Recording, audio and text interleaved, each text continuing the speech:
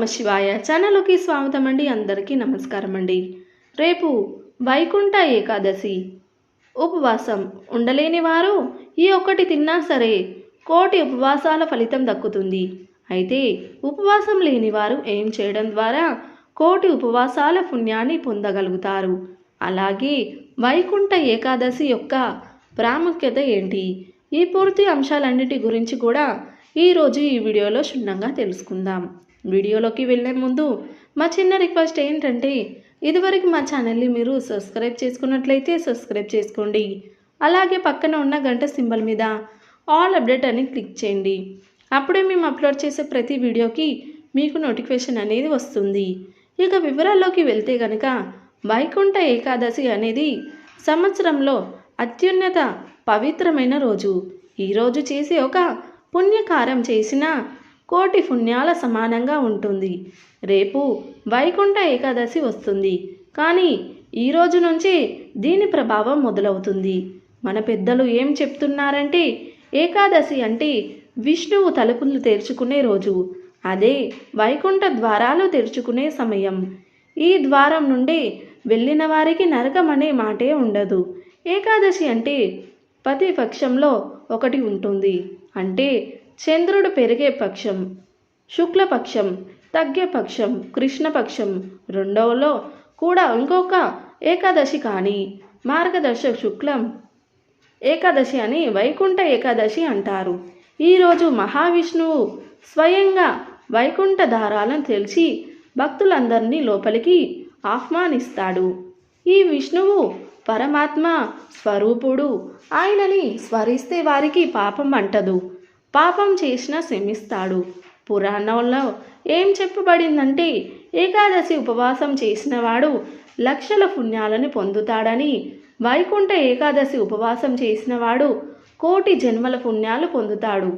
ఉపవాసం అంటే కేవలం ఆహారం తినకపోవడం కాదు, మనసులోని చెడును ఆలోచనలకు ఉపవాసం పెట్టడం, మాటల్లో అబద్ధాలకు ఉపవాసం పెట్టడం, చేతులతో పాప కార్యాలకు ఉపవాసం పెట్టడం, ఇవన్నీ కలిపి ఉపవాసం అంటారు. ఎందుకంటే ఈరోజు మన ఆత్మలను శుద్ధి చేసుకోవడానికి, మనసును విశ్వదీపం వైపుకు తీసుకెళ్ళడానికి ఉత్తమపరమైనటువంటి సమయం. అయితే మనం నేటి కాలంలో ఉన్న పరిస్థితిలో చాలామంది పూర్తి ఉపవాసం చేయలేరు. ఉద్యోగాలు, ఆరోగ్యం, బాధ్యతల కారణం ఇలా ఎన్నో ఉంటాయి. అలాంటి వారు ఏం చెయ్యాలి? ఉపవాసం చేయలేని వారికి పుణ్యం దక్కదా అనే సందేహం కూడా చాలామందిలో ఉంటుంది. అయితే పురాణాల్లో ఒక అద్భుతమైన రహస్యం ఉంది. ఉపవాసం చేయలేని వారు ఈరోజు ఒక పవిత్ర పదార్థం తిన్నా కూడా ఉపవాసం ఫలితం దక్కుతుంది. కోటి ఉపవాసాలు చేసినటువంటి ఫలితాన్ని మీరు ఖచ్చితంగా పొందుకుంటారు అని.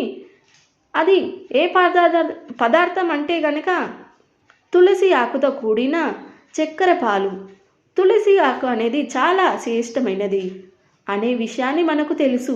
తులసి ఆకుతో కూడిన చక్కెర పాలు తాగినా కానీ, లేదా పాలు కలిపినటువంటి పంచామృతం తాగినా కానీ, పంచామృతం సిద్ధం చేసుకోవడానికి ప్రతి ఒక్కరికి తెలుసండి. ఈ విధంగా పాలు కలిపినటువంటి పంచామృతాన్ని తీసుకున్నా కానీ ఖచ్చితంగా మీరు ఉపవాసం చేసినటువంటి పుణ్య ఫలితాన్ని పొందుకుంటారు. అయితే వైకుంఠ ఏకాదశి రోజున లేదా దానికి ముందు రోజు రాత్రి భగవంతుని ముందు దీపం వెలిగించి మీరు ఇలా ప్రార్థించండి. శ్రీరామనారాయణ, నా భక్తి చాలా తక్కువ, నేను పూర్తి ఉపవాసం చేయలేను, కానీ నా చిన్న తులసి ఆకుతో నీ పేరుతో ఈ పాలు స్వీకరిస్తున్నాను అని, దయచేసి దీని ఉపవాస ఫలితంగా స్వీకరించు అని ఇలా సత్య సంకల్పంతో, భక్తితో తులసి ఆకుతో కలిపినటువంటి పాలను స్వీకరిస్తే కోటి ఉపవాసాల ఫలితాన్ని పొందుతారని పురాణాలు చెప్పబడుతున్నాయి. తులసీదేవి విష్ణువు యొక్క ప్రియమైన భార్య. తులసి ఉన్న చోట విష్ణువు స్వయంగా నివసిస్తాడు. వైకుంఠ ఏకాదశి రోజు తులసి ఆకుతో చేసిన ప్రతి పూజ, ప్రతి దానం, నైవేద్యం లక్షల పుణ్యాల ఫలితాన్ని ఇస్తుంది.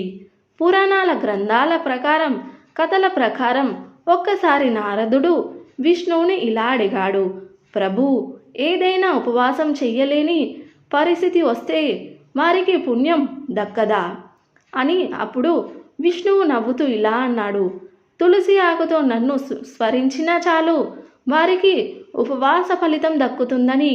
కాబట్టి తులసికి ఆకులకి చాలా శ్రేష్టమైనది ఉంది.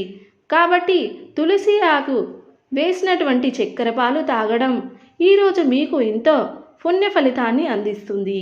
అయితే తులసి పాలు ఏ విధంగా స్వీకరించాలి అని అనుమానం చాలామందికి ఉంటుంది. సాయంత్రం స్నానం చేసి శుభపరమైన దుస్తులు ధరించండి. ఒక చిన్న దీపం వెలిగించండి. భగవంతుని ముందు ఉంచాలి. 1 కప్పు పాలు తీసుకొని లేదా 1 గ్లాసుడు పాలు తీసుకొని అందులో 2 ఆకులు తులసి ఆకులు వేసి 1 చిటికెడు చక్కెర కలపాలి. ఓం నమో నారాయణ అంటూ 3 సార్లు జపం చెయ్యాలి. ఆ తర్వాత ఆ పాలను భక్తితో స్వీకరించాలి. ఇది చేయడం వల్ల ఉపవాసం చేసినంత ఫలితం దక్కుతుంది. భగవంతుడు మన ఉద్దేశం, మన హృదయం చూస్తాడు, ఆహారం కాదు. కాబట్టి ఉపవాసం చేయలేని వారు ఈ విధంగా చక్కెర పాలు తాగండి. అంటే తులసి ఆకులు వేసినటువంటి చక్కెర పాలని కానీ పంచామృతాన్ని కానీ స్వీకరించవచ్చు. దీని వల్ల కూడా మీకు ఉపవాస ఫలితం దక్కుతుంది. కోటి ఉపవాసాల ఫలితాన్ని మీరు పొందుకుంటారు. అయితే వైకుంఠ ద్వారం యొక్క తత్వాన్ని మనం గమనిస్తే వైకుంఠ ద్వారం అంటే కేవలం ఆలయంలో తెరిచే ద్వారం కాదు, అది మన హృదయంలో తెరిచే ద్వారం. మనలోని పాపాలు, లోభం, అహంకారం, ఈర్ష్య అనే తలుపులు మూసి విశ్వం, దయా, ప్రేమ అనే తలుపులు తెరవడం.